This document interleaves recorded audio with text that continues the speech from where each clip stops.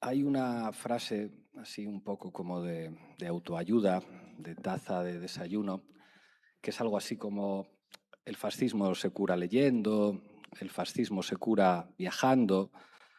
Suena genial, suena estupendo.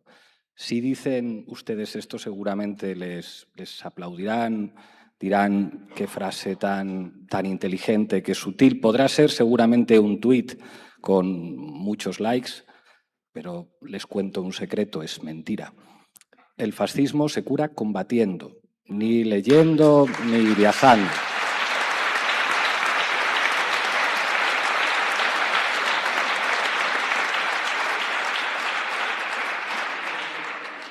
En todo caso, leer tiene que servir para combatir mejor y en todo caso viajar tiene que servir para conocer otras experiencias que te enseñen a combatir mejor.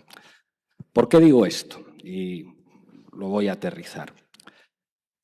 El fascismo no es solamente un fenómeno histórico de los años 30 en Alemania y en Italia. Incluso en esas experiencias es básicamente un fenómeno de radicalización de las derechas y de radicalización del poder.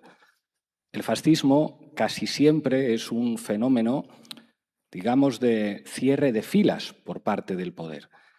El fascismo no funciona si no tiene entre sus figuras, entre sus cuadros más destacados, a elementos en posiciones estratégicas del Estado.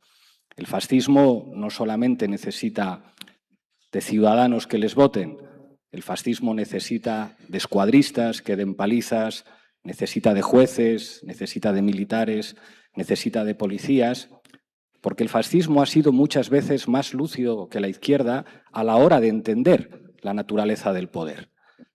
El fascismo no solamente se combate leyendo, se combate con antifascistas en la policía, en la judicatura, en el ejército, en los sindicatos, en el periodismo y en todos los ámbitos en los que se disputa el poder.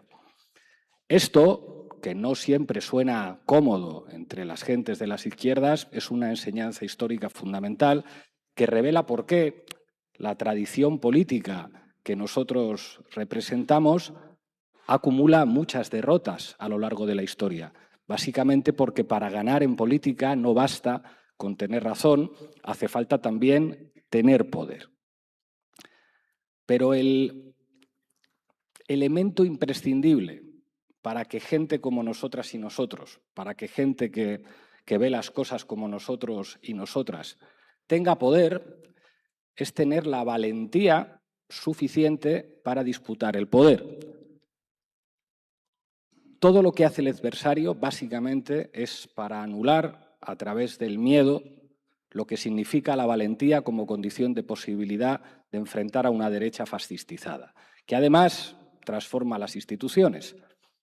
El fascismo es una derecha que en determinadas circunstancias dice, la correlación de fuerzas democrática ya no me vale, entonces me voy a transformar para que ya no haya democracia. Esa es la historia de nuestro país en las últimas décadas.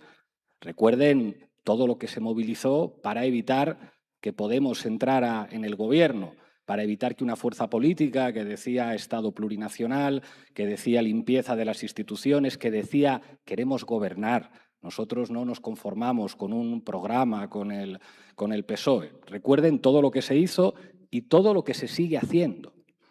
Entonces eso tiene una serie como de implicaciones que termino de aterrizar. Manuel García Castellón.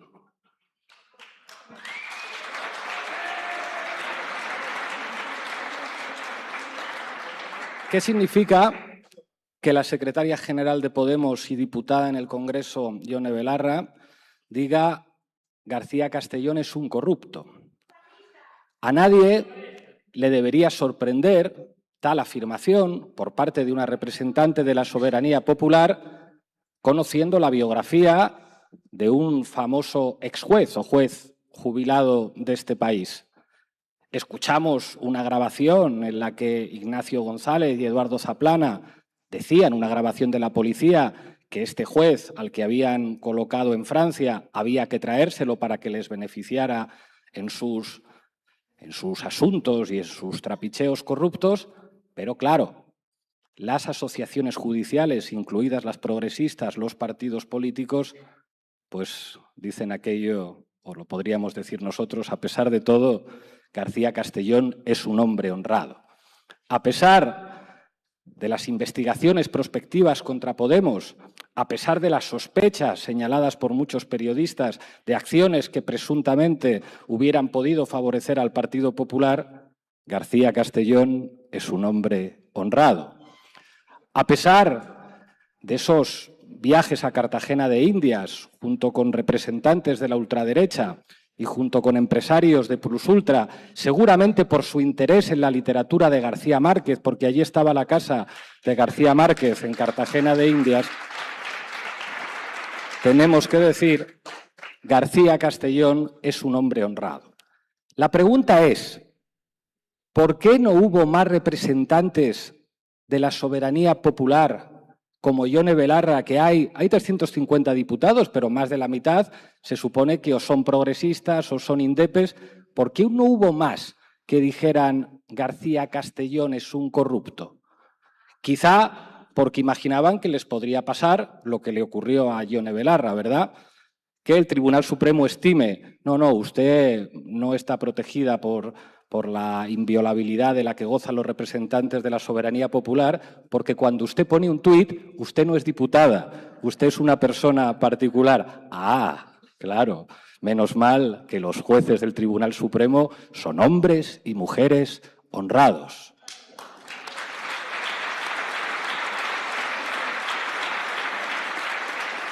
Y seguramente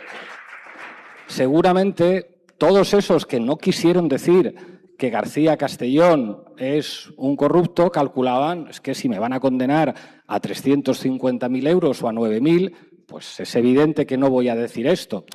Y además, una cosa es decir ciertas cosas del juez Peinado, que en este caso sabes que Televisión Española, el diario.es, etcétera, te van a respaldar, y otra cosa es ir a por este juez que sí que libró al PP, pero que fue a por Podemos. Aquí es más arriesgado, cuando no tienes esa protección mediática, decir determinadas cosas.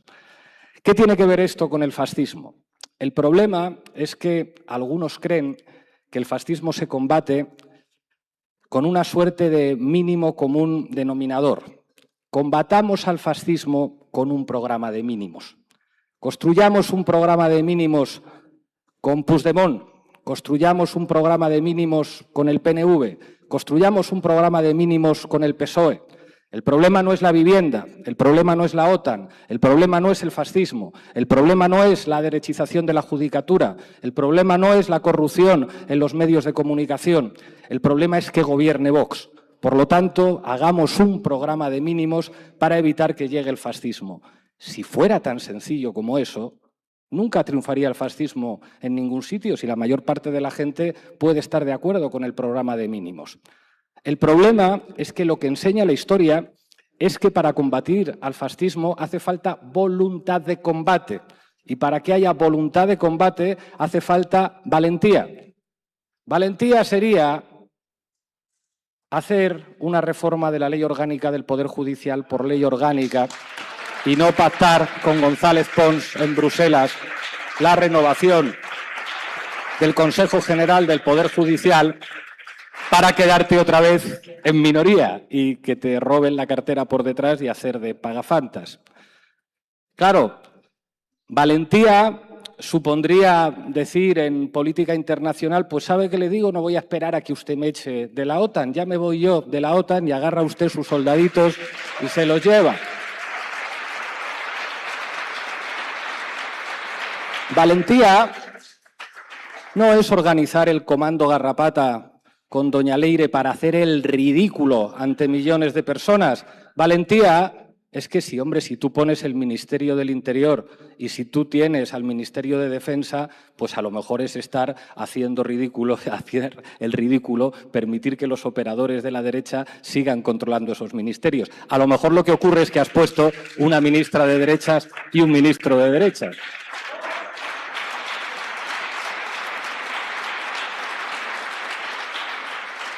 Porque claro, cuando Pedro Sánchez dijo Margarita Robles al Ministerio de Defensa y Grande Marlaska al Ministerio del Interior, seguramente algunos sesudos analistas dirían Qué listo es Pedro Sánchez.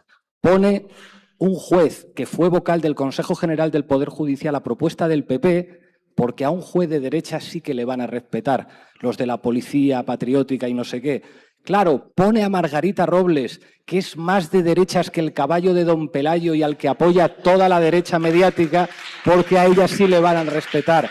¡Qué inteligente! Estos sí que han leído a Antonio Gramsci y entienden cómo funciona el poder, ¿verdad? No hay más que ver los resultados. Y luego, con un poquito de retórica, con un reconocimiento del Estado palestino, con esto ya lo compensamos todos. ¡Cuánta inteligencia! ¡Cuánta inteligencia! Y mientras tanto, la derecha se sigue rearmando en el poder de verdad con absoluta impunidad. Si lo grave no son los 9.000 euros, lo grave es que a pesar de que todo el mundo en este país sabe quién es García Castellón, no le va a pasar absolutamente nada. Absolutamente nada. Y todo el mundo lo sabe, todo el mundo ha visto lo que le pasa al antiguo fiscal general del Estado, que no se lo podía creer, que hace una entrevista en la que dice, pero si es que los que me han condenado les conozco desde hace 20 años. Qué hombre tan inteligente es usted, que pensaba que por ser de ellos, perro no come carne de perro. Cuando la derecha tiene hambre, come todo lo que tenga que comer. ¿Qué pensaban? No, es que esto lo teníamos muy repartido. Aquí la carrera judicial es los de Conde Pumpido y los de Manuel Marchena. Pero a pesar de que estamos peleados, en realidad no nos vamos a pisar la manguera. Qué lucidez a la hora de entender cómo funciona la derecha en este país. Esa lógica, la lógica del programa de mínimos, la lógica del mal menor, la lógica que dice, bueno, pues sí, es el PSOE, es una mierda, pero es lo que hay. La lógica que dirá cuando gane el PP con Vox, ay, por favor, denle el voto a Feijóo para que no gobierne con Vox y así por lo menos nos hemos librado de Vox y gobierna solamente el PP. Qué responsabilidad del PSOE, ¿verdad? Lo que están proponiendo en todas partes. Yo le doy el voto en Extremadura y en Andalucía si deja a Vox fuera del gobierno. Qué inteligencia, qué habilidad táctica, qué genialidad. Pues creo que lo que revela todo eso, aunque haya mucha gente que lo crea, igual que hay mucha gente que cree que el fascismo se cura leyendo o viajando, creo que hay que decir que es mentira. Y hay una cosa, y con esto termino, es como nadie se cree que se pueda ganar las elecciones a Díaz Ayuso en la Comunidad de Madrid. Nadie se lo cree. Total, esto al fin y al cabo son los juegos del hambre. La cosa está en ver si puede gobernar sin Vox, si aumenta la mayoría absoluta y cómo quedan los juegos del hambre entre las fuerzas políticas de la izquierda.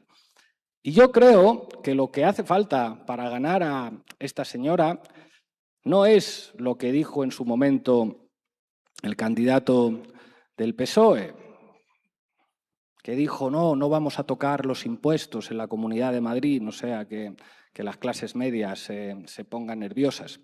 No es la buena forma, no es ese estilo parlamentario para que un periodista diga hay que retirar la camiseta de este diputado que es un gran orador parlamentario. Hacen falta valor y agallas para decirle a esta derecha que les queremos en la cárcel y que vamos a hacer lo que otros no se atrevieron a hacer para meterles en la cárcel.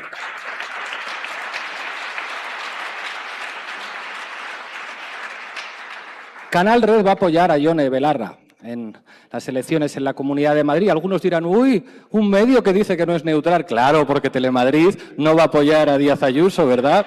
Claro, porque La Razón no va a apoyar a Díaz Ayuso. Claro, porque El Mundo no va a apoyar a Díaz Ayuso. Claro, porque A3 Media no va a apoyar a Díaz Ayuso. Porque Mediaset no va a apoyar a Díaz Ayuso. Y resultará que el diario.es y el país igual apoya también a Ayuso, porque tal y como están las cosas en el Grupo Prisa, no sería de extrañar. Pero claro, esto de apoyar no va de apoyar, va de hacer periodismo. Nosotros fuimos el único medio de comunicación que le puso el micrófono a un tal Tomás Díaz Ayuso. ¿Cómo es posible? ¿Cómo es posible que solo Canal Red le pusiera el micrófono a un señor que se fue cobrando un montón de dinero de comisiones por las mascarillas, que no lo decíamos nosotros, lo dijo un tal Pablo Casado, al que defenestraron de la calle Génova por decir esto.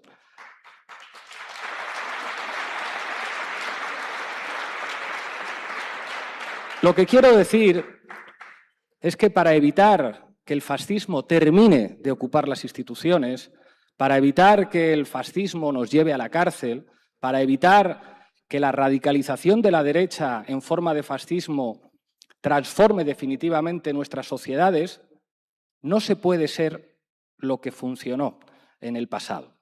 Los que sueñan con que en noviembre las midterm dejen a Trump debilitado y vuelvan los demócratas, por favor, que vuelva el mundo de los años 2000, de los años 90, eso no va a volver. Tenemos una derecha que no va a hacer prisioneros. Tenemos una derecha que asume que el Estado es un instrumento para imponer sus propios intereses. Y frente a eso, lo único que funciona no es viajar, no es leer, no es el malmenorismo. Funciona lo que siempre ha funcionado contra el fascismo, que es el valor y una voluntad de poder en todos los ámbitos, en el derecho, en el Estado, en la movilización social, en la acción mediática en los medios de comunicación. ¿Cómo es posible que, estando nosotros tan débiles en relación a lo que representamos en el pasado, no nos pierdan de vista? ¿Cómo es posible que no se olviden de nosotros? ¿Cómo es posible que todos los medios de comunicación de la derecha, cada vez que tienen oportunidad de hacernos daño, no dudan en hacernos daño? Porque saben perfectamente que cuando nosotros tenemos poder, nosotros sí acabamos con el fascismo. Nosotros no somos como el malmenorismo que les premia y les tolera. Y eso lo saben perfectamente. ¿Alguien cree que alguna de las izquierdas presentes en la Asamblea de Madrid con responsabilidades de gobierno se atrevería de verdad con Airbnb? ¿Alguien cree que se atreverían de verdad con los fondos que controlan buena parte de los medios de comunicación que les dan la palabra? ¿Alguien cree que tendrían las espaldas para soportar lo que se desencadenaría contra cualquiera que pusiera patas arriba la organización del poder en la Comunidad de Madrid? ¿Cuáles se atreverían a decirle determinadas cosas a Florentino Pérez? Si cuando tuvieron responsabilidades de gobierno le regalaron la Operación Chamartín y se hicieron fotos con ellos. Es normal, ¿eh? Yo lo entiendo. Entiendo perfectamente que si le dices determinadas cosas a Florentino, García Ferreras, otro apellido impronunciable, coño, no te va a llevar a la sexta. Y si no te lleva a la sexta, es muy complicado que te voten y muy complicado que te aplaudan. Lo que pasa es que para enfrentar a los que vienen hace falta gente con agallas. Gente con agallas. Gente con el valor y con la voluntad política de hacer a los fascistas lo único que hay que hacer para proteger la democracia, que es meterles en la cárcel. Muchas gracias.